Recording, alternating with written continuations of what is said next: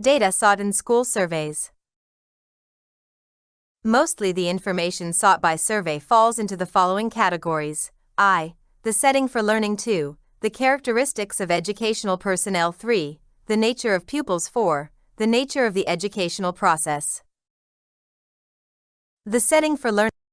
Some surveys study the legal, administrative, social, or physical setting for learning, or may investigate the responsibilities of local councils or boards of education, or may seek information about various aspects of school plants such as lighting facilities, playgrounds, library facilities, and laboratory equipment. The survey may also investigate aspects of social structure in the classroom, home, or community that may influence learning.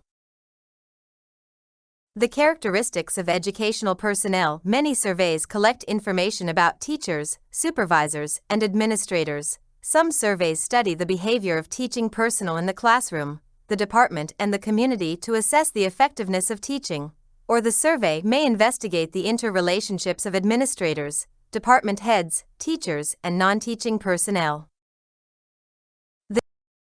The nature of pupils. Many surveys are conducted to study the behavior patterns of pupils in classrooms, at home, and in community. Researchers may ask questions about pupils' health, attitude, skills, academic achievements, intelligence, aptitude, skills, and work or study habits. Attendance or dropout rates can also be studied. The nature of the educational process. Sometimes surveys scrutinize educational programs, processes, and outcomes. The researcher may study the effectiveness of curriculum, what is and what is not included in the curriculum. Public opinion survey. An educational planner has to make many decisions just as an industrialist or a political leader. He can formulate policies either on the basis of proper researches, blind guesses, or pressure group demands.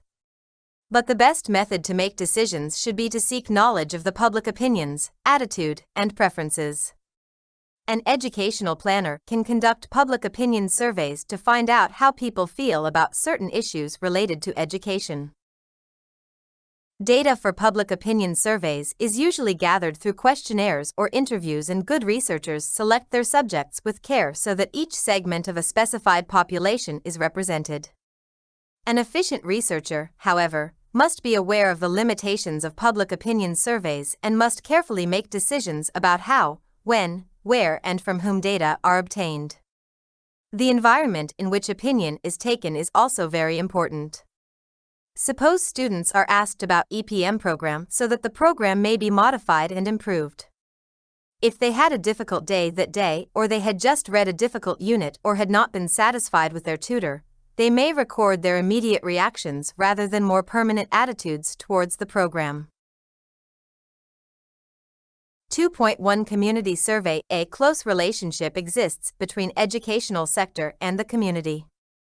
Educators often collect data about local setting and particular aspects of life in it. Sometimes they join social scientists in fact-finding projects known as community surveys. These may also be called social surveys or field studies. These surveys are closely linked with school surveys. They may collect data concerning the schools, or conversely, the school surveys may analyze many aspects of community. Community surveys may focus sharply on a particular condition such as health services or employment, or may present data concerning specific segment of society as rural women, may comprehensively cover many aspects of community life. The scope and depth of a community survey is determined by the nature of the problem, the amount of time and money, qualified leadership, and willingness of the community to cooperate. Community survey investigators use questionnaires, intervals, and direct observations. They collect data from teachers, students, and administrators and adopt an interdisciplinary approach to collect information about various